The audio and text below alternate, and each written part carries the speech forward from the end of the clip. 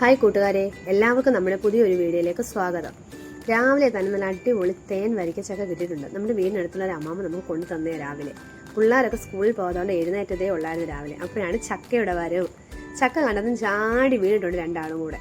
അപ്പോഴാണ് അത് പകുതി മുറിച്ചിട്ട് ചക്ക രണ്ടുപേർ കൂടെ മുറിച്ച് കൊടുക്കുകയാണ്. രാവിലെ ദോശയും കറിയെല്ലാം ഉണ്ടാക്കി വെച്ചിട്ടുണ്ട്. പക്ഷേ അതൊന്നും വേണ്ട, ചക്കപ്പഴം കണ്ടപ്പോൾ അത് മതിയെന്ന് പറഞ്ഞിങ്ങനെ ഇരിക്കുകയാണ്.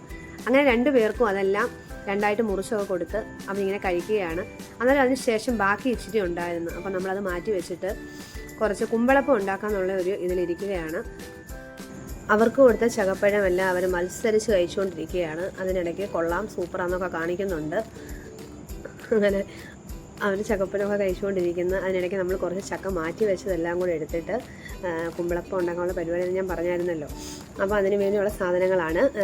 ചക്ക എല്ലാം കൂടെ പറിച്ച് വെച്ചിട്ടുണ്ട്, കുറച്ച് ശർക്കര എടുത്തിട്ടുണ്ട്, പിന്നെ തേങ്ങ ചിരകിയതുണ്ട്, പിന്നെ നമ്മൾ എടുത്തേക്കുന്ന ഗോതമ്പൊടിയാണ് എടുത്തേക്കുന്നത്. അരിപ്പൊടി വേണ്ടവർക്ക് അരിപ്പൊടി എടുക്കാം, പിന്നെ ജീരകം, ഏലക്ക.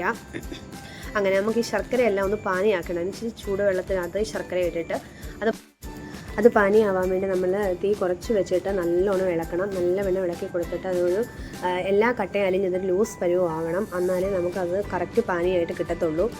ശർക്കര ഒന്ന് പൊടിച്ചിട്ടിടുന്നതാണ് ഒന്നുകൂടെ നല്ലത്. കാരണം പെട്ടെന്നാവാൻ വേണ്ടി ശർക്കര ഒന്ന് പൊടിച്ചിട്ട് ചേർക്കുവാണെങ്കിൽ പെട്ടെന്നായി കിട്ടും. അതിനുശേഷം നമ്മൾ നേരത്തെ എടുത്ത് വെച്ചിരുന്ന ജീരകവും ഏലക്കായും ഒന്ന് പൊടിച്ചെടുക്കണം. അത് കഴിഞ്ഞിട്ട് നമ്മൾ ചക്ക അരിഞ്ഞ് വെച്ചിട്ടുണ്ടായിരുന്നു, അതെല്ലാം ഒന്ന് അരയ്ക്കണം. അങ്ങനെ അരച്ചെടുത്ത ചക്കയും ഏലക്കാപ്പൊടിയും എല്ലാം കൂടെ നമ്മൾ ഈ ഗോതമ്പൊടിക്കകത്തോട്ട് മിക്സ് ചെയ്യാൻ പോവുകയാണ്. ആദ്യം ഗോതമ്പൊടി ഇടുക, അത് കഴിഞ്ഞിട്ട് ചക്ക അരച്ചത് ഇടുക, പിന്നെയാണ് ഏലക്കാപ്പൊടി എല്ലാം കൂടി ഇടുക. അതെല്ലാം കൂടി നന്നായി മിക്സ് ചെയ്യുക. മിക്സ് ചെയ്ത് കഴിയുമ്പോൾ നമ്മൾ കയ്യിൽ ഇങ്ങനെ ഒട്ടുന്ന ഒരു പരുവുണ്ടല്ലോ, നമുക്ക് കുമ്പളപ്പത്തിനൊക്കെ ഉണ്ടാക്കുന്നവർക്ക് അറിയാമല്ലോ ഏത് പരുവമാണ്. ആ പരുവത്തിൽ ആവുന്നിടം വരെ നല്ലോണം മിക്സ് ചെയ്യുക. അത് കഴിഞ്ഞിട്ട് നമ്മൾ തേങ്ങ ചിരകി വെച്ചിട്ടുണ്ടായിരുന്നു. അങ്ങനെ നമ്മൾ തേങ്ങ ചിരവിക്കുന്നത് അതിൻ്റെ കൂടെ ആഡ് ചെയ്യണം. എല്ലാം കൂടെ മിക്സ് ചെയ്ത് കഴിഞ്ഞിട്ട് നമ്മൾ ശർക്കര പാനിയാക്കി ആ പാനിയും ഇതിൻ്റെ കൂടെ ഒത്തിരി അങ്ങ് വെള്ളമായിപ്പോലെ അതിനനുസരിച്ച് നമ്മൾ മാവ് ആഡ് ചെയ്ത് കൊടുക്കണം.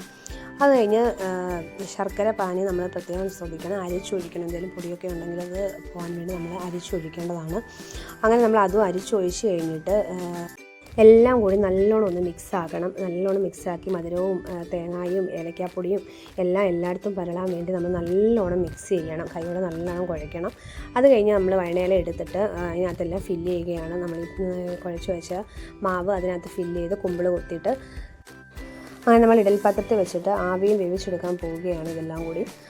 അപ്പോൾ ഈ റെസിപ്പി ഇഷ്ടപ്പെട്ടെങ്കിൽ എല്ലാവരും ഒന്ന് ട്രൈ ചെയ്ത് നോക്കണം. നമുക്ക് പിള്ളേർക്കൊക്കെ ഒത്തിരി ഇഷ്ടപ്പെടുന്നതാണ്. അപ്പോൾ നമ്മുടെ ഈ കൊച്ചു വീഡിയോ ഇഷ്ടപ്പെട്ടെങ്കിൽ ലൈക്ക് ചെയ്യാനും ഷെയർ ചെയ്യാനും മറക്കരുത്. അപ്പോൾ പുതിയൊരു വീഡിയോ നമ്മൾ വീണ്ടും കാണുന്നത് വരെ ബൈ ബൈ.